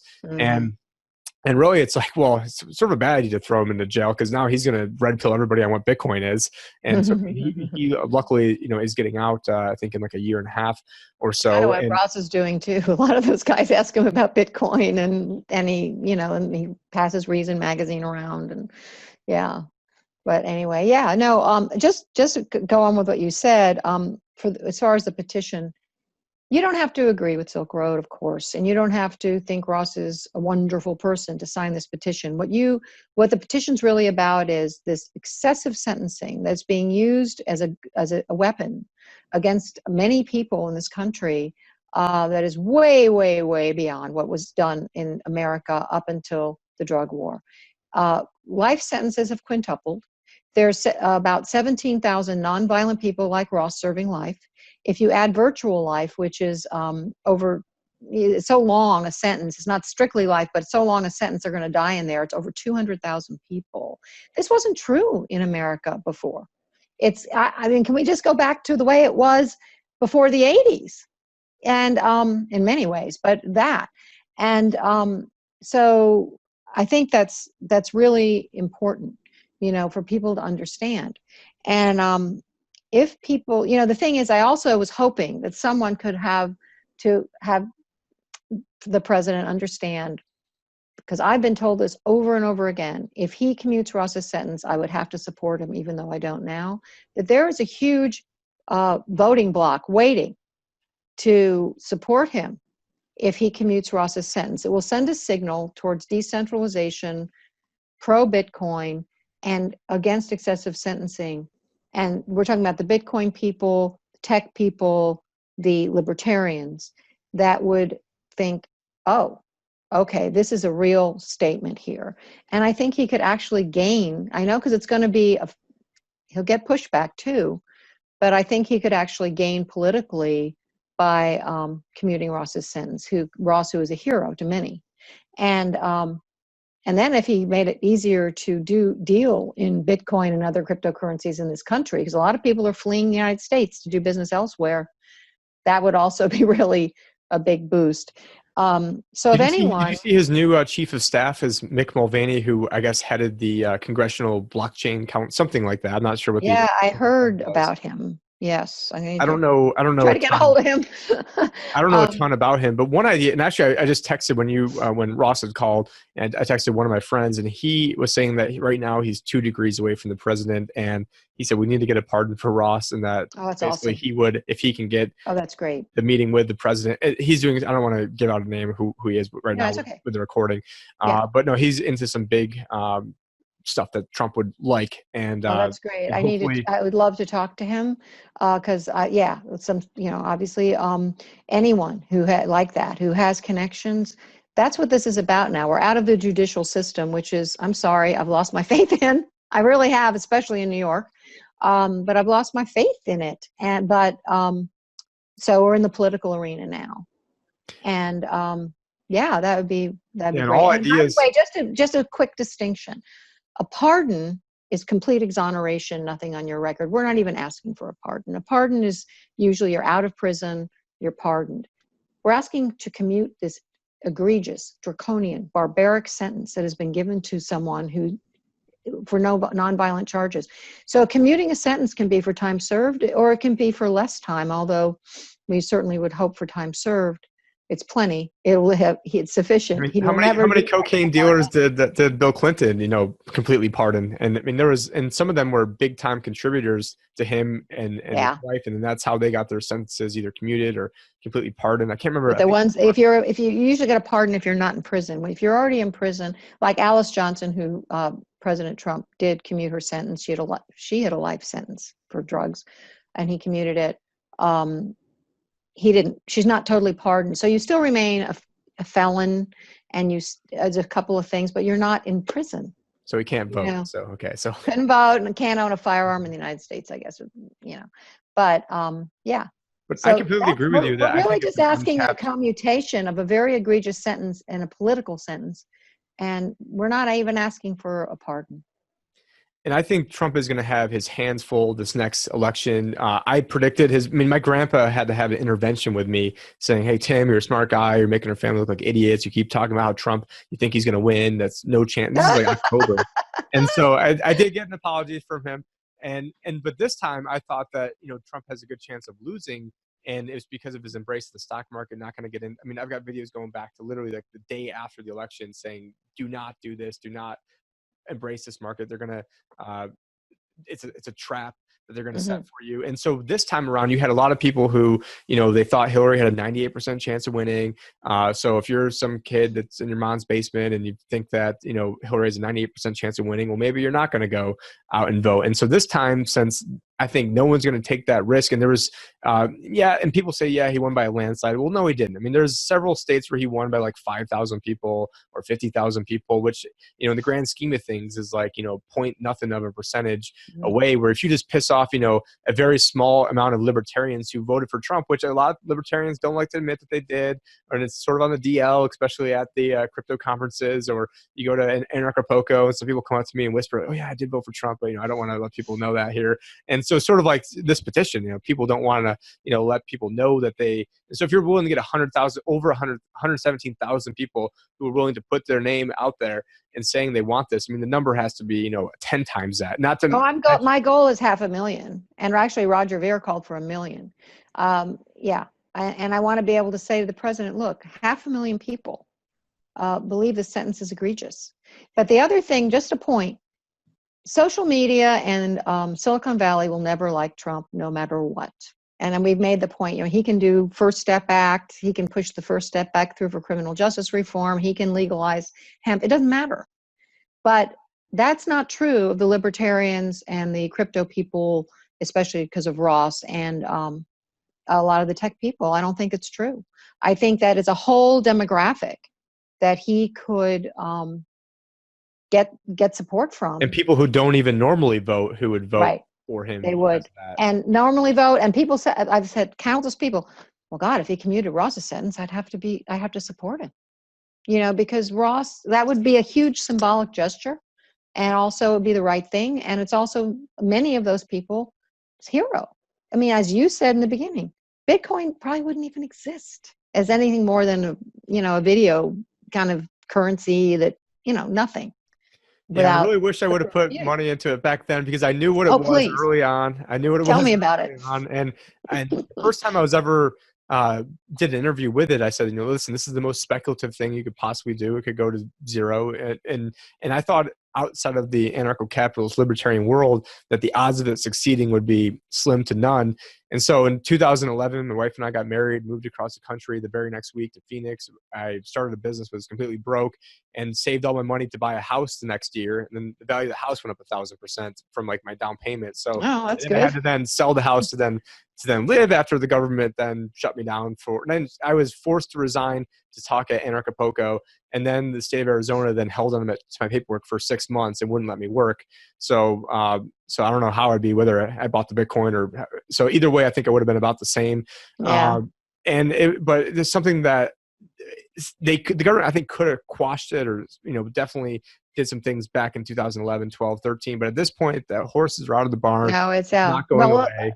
When Ross first told me about Bitcoin, that was way before his arrest or anything. He was very interested in it. He was very involved. I said, well, should I get some? And he goes, no, Mom, it's too volatile. That was probably worth, 50 cents or something like that. So don't feel too bad. Yeah, well now, yeah, and it was actually at the Nexus Earth conference is where I then, got it was because originally what I was trying to do is create this estate planning where people could then, hey, I got, super, because, we've learned a lesson from Ross of, don't try to skirt around the government's rules because, No, they don't can do get that. you. And so Yes. with people who, you've got, let's say, tens of millions of dollars of Bitcoin or crypto, and you bought it at next to nothing, or it was given to you at next to nothing, and now you want to bring that out into the economy. Well, how do you put it into a certain type of crypto trust? And so as Ernie came to me to be the guy that figured it out, and I figured it out, and I was going to be able to present. And at Nexus, I had just met with Colin like a month before, and they had such a star-studded lineup that, there's no way I was sneaking in there. And so Ernie's like, well, hey, I'll give you. So I was ready to present if like in the event somebody, stepped down or something. And then someone told me about how there's people doing Bitcoin IRAs and charging 15%. I'm like, that's ridiculous. So I ended up taking out like all the domain names probably like the day after I met you in terms of like the crypto. And then I realized this is a big thing and basically devoted my being to trying to make this happen. And so I'm sort of like the rare person where, I've got the Federal Reserve background. I also have the, I've got the background on the cryptocurrencies, I got the background on the financial planning, got the background with, Donald Trump and libertarianism. So I'm sort of like that person that's all wrapped into Austrian economics. It's all sort of wrapped into one. And that's why I think, and also as someone who's a Christian, it's like, well, is it very conservative? What would Jesus do? Would Jesus want to, throw every drug user into jail? I mean, that doesn't sound very conservative. Would conservatives want to, spend trillions of dollars on something that has just made drugs cheaper and more accessible, been a complete failure, has actually caused more deaths, increased violence? And so all these different things that I think are not, really meshing with what, true, conservative. And again, I mean, the terms mean nothing. I mean, technically libertarians are classical liberals, but then today's liberals are not liberal, and conservatives don't really conserve anything. And we're arguing about, you've got, let's say tyranny over here and freedom all the way over here. And Ross is trying to get us extremely over here. And, all these, America, type guys who are out there, are arguing over like these slivers of freedom of like tiny degrees of never moving the ball forward. Whereas Ross is so far over here that these guys and girls would probably love Ross on 85% of the things that stood for. And so, it's like, you can't say freedom, but, I believe in complete freedom, but, and I guess the only but would be as long as you're not hurting anybody or causing violence or inciting violence. And there's a lot of proof to suggest that the media is trying to create a lot of violence right now. And then, quickly, I also want to Ross talk about the Federal Reserve. I just take a look at all the good that could be done through, having a completely free society. You'd have a lot less deaths, longer lifespan. So people are being killed because, and having opportunities taken away from them because there is this, we are not economically free. We're only free in name only right now. And with the Federal Reserve, someone told me it's private. I was like, you're full of crap. Researched it, realized I was wrong, and I don't like being wrong. I'm an Italian from New York. I never like being wrong. And then so I ended up realizing that I was wrong and have been on this mission ever since. And really, it's high-tech slavery is where if you create the first dollar that was ever created in existence and now you owe interest on it, well, the interest rate was 4% in 1913. So you owe, at the end of year one, you owe $1.04. Well, how do you ever pay back $1.04 with $1? You got to borrow another dollar and another dollar. And it creates this, we are high-tech slaves that are able to walk around a little bit with the illusion of freedom while saying we're free with the most amount of people ever in jail, prison. Yes. In the country, in the world. Yes. And so it's just, for me, people, you might say I'm an extremist, and Mr. Conservative, who is, the guy who wrote, I'm trying to think of his name right now, Barry Goldwater, who is Ron Paul's idol, wrote Conscious of his newspaper. Conservative. Conscience of a Conservative, right. And I have it on my banner, which I should know since I have it on my banner, but it says something like, extremism in defense of liberty is no vice, and moderation in pursuit of justice is no virtue.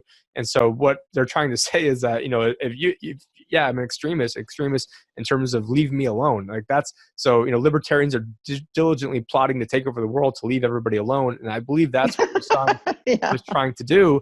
And it gets messy, and the first use cases were in drugs. And just a quick PSA, if you want to buy drugs, probably the worst way to do it is using Bitcoin, because it is tracked. You can, it's not tracked down to the individual, but I know Ernie, freedomphoenix.com, has had dark data services on his program before where they said, hey, we can track you down to the device level. And so they do all these other things, dragnet surveillance, where they can catch you.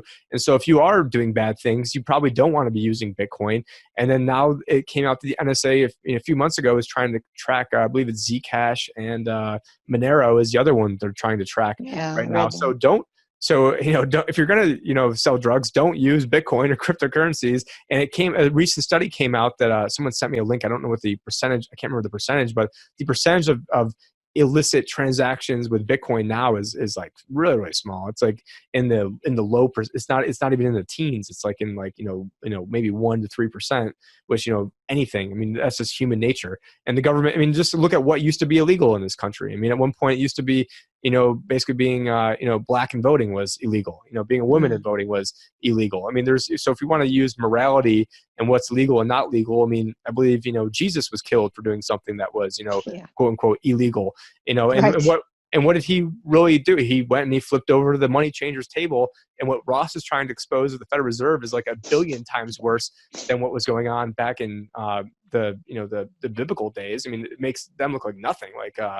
And unfortunately, it just breaks my heart to see that, when I post stuff about Ross, the first thing is, luckily now I feel like Google is a little bit better, which is weird for me saying that. It doesn't come up automatically with Hitman when I Google search Ross anymore. Oh, that's good to hear. Which it used to. Yeah.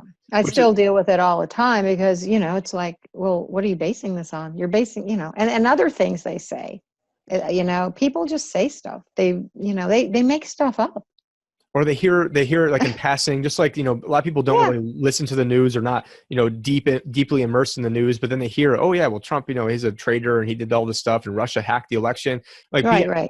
And that's a whole nother topic of whether, Seth Rich and who people passing off information and how and even Kim.com is out here saying, there's no way it was, it was all like an internal inside job. And then, I mean, I reached 10% what the Russians did by myself as a nobody. And then got shut down basically the day after I had fake news go viral. I created the page August 27th. By October, there was only maybe 2,000 people following it. Then it exploded, getting 1,200 new people a day subscribing. But it wasn't about me. I just wanted to get the messages out there. But it's like, hey, this guy's, a thought criminal. So we need to, because people like me and like your son are honestly more dangerous to the system than just about anybody, because they want. Well, that's what the judge said. She said, we know it's all about a philosophy, and she called it troubling and dangerous. And I find it troubling and dangerous that a judge would violate the First Amendment and use it in a sentencing to put someone in a cage for the rest of his life. But she finds free markets and liberty and voluntary exchange troubling and dangerous. Yeah, so if you really want to stick it to the Democrats and Schumer. Don't forget Schumer. You can get Schumer. That's how you can do it. And I think, getting back to, as we wrap this up here, how we can help your son out and how we can try to get at the president. It seems like, one of the guys that's, thought leader is, Kanye West. Maybe there can be some sort of marriage between the crypto community and Kanye West, even if it's I guess actually his marriage. I think he has some crypto. I think I read that he had some Bitcoin. And so maybe, I don't know how we try to get, but maybe there's some coordinated effort where, the people who signed the petition, we say, hey, for this week, we all pledge to buy some obscure Kanye song, or maybe there's a Kanye song about, drug addiction or something that we can go look up after. I didn't do the research beforehand, just sort of came to me. If we, have some sort of coordinated tweet effort at Kanye West or at, Kim Kardashian and Donald Trump, and just make it a big thing. And he did, I forgot the name of the documentary. It was basically on all the media, yellow journalism type tactics that were going on. And he tweeted this out. And this was like a real hardcore Creature from Jekyll Island type documentary that Kanye, it was Prisoner of Self, or man, it's going to drive me nuts. Century of Self, I believe it was called. And it just gets into, all the propaganda techniques that the media's use to control people from way back when. So, Kanye does have an open, say what you will about him, obviously don't, endorse everything he says, but, he is a guy who has the ear of the president. And he cares about criminal justice reform and people who are being wrongly caged for too long. I have to hand it to him and Kim Kardashian. I mean, and for them to influence having Alice Johnson sentence commuted. Why are we paying for a grandmother who made a mistake? 22 years ago. please, I'm not afraid of her. I don't need to be protected from her.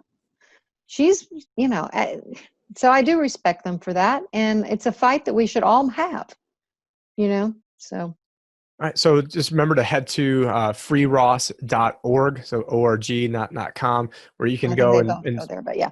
Yeah, you can go and find the petitions on there. There's a take action site. There's a must read section where it has all the all the different documents that go through and timeline the case. And I'd also highly recommend, even if you think you know a lot about this case, you probably don't if you haven't watched Railroaded. I thought I knew a lot. I mean, I heard several interviews with David Knight. I mean, Ernest Hancock's one of my best friends. I mean, that we've talked in person, and there was stuff that I learned from there. And I thought, hey, it was right around Christmas time, and a lot of things going on. And I figured, okay, I'll pop one of these in, and then next thing I know, I end up, listening to the whole thing straight through because it was that compelling about what was going on. And I'm the type of guy that doesn't believe anything and think that everything is corrupt. And I'm like, this even shocks me, the level of corruption that was going on. And I already knew about the jailed agents, and I already knew about a lot of that stuff, and I knew about the false hitman charges, and I was there when you and Curtis were talking. That I snuck away to something else, but the guy I was rooming with was telling me that was going on,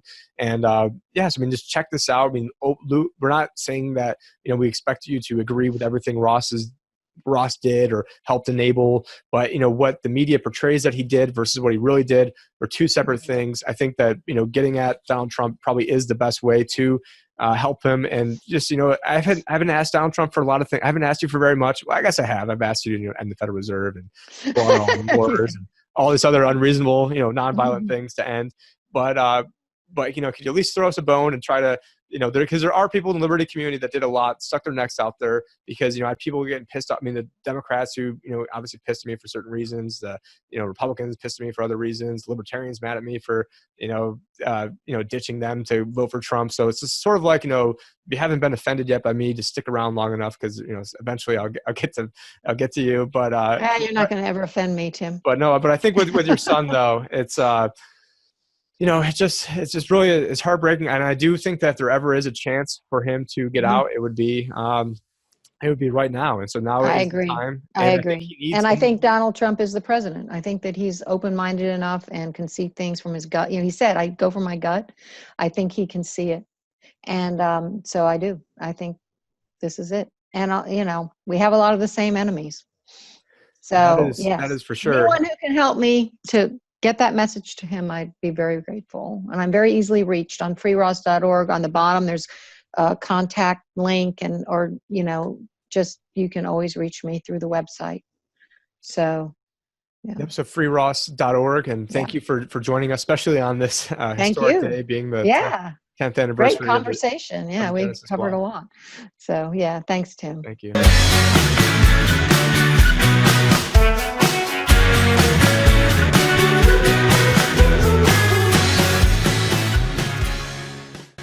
Why would anybody want to buy Bitcoin inside their IRA? I mean, the whole point of Bitcoin was to have peer-to-peer electronic cash. So why are you going to have a financial intermediary buy Bitcoin for you? Why don't you just cash out your 401k, cash out your IRA, cash out your retirement plan, and just buy Bitcoin on your own?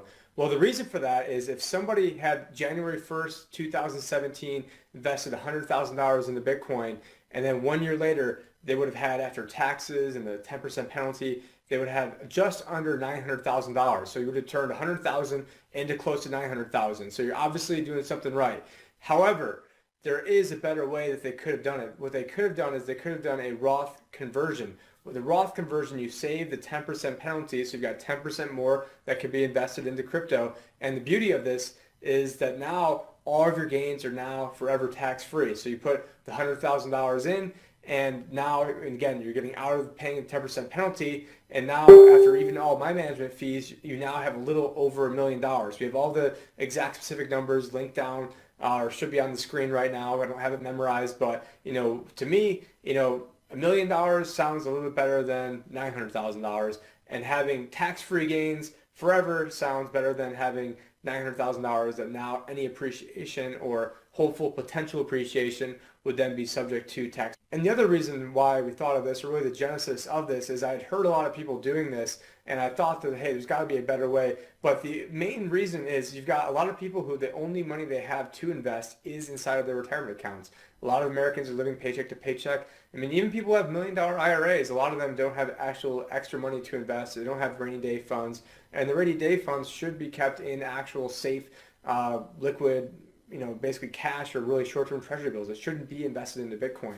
And so a lot of people just don't have that extra money to invest. And so taking a small percentage of your IRA or 401k and then, putting it into Bitcoin, if you know what you're doing and you understand the risk and you actually believe in this philosophically, is actually, I think, a good move to make. So again, if you're going to pull money out of your 401k to buy Bitcoin, you should talk to myself, because I think that the Roth IRA conversion is a much better way of doing things, and that is why somebody would want to consider having Bitcoin inside their IRA as opposed to cashing out their 401k and just buying it outright.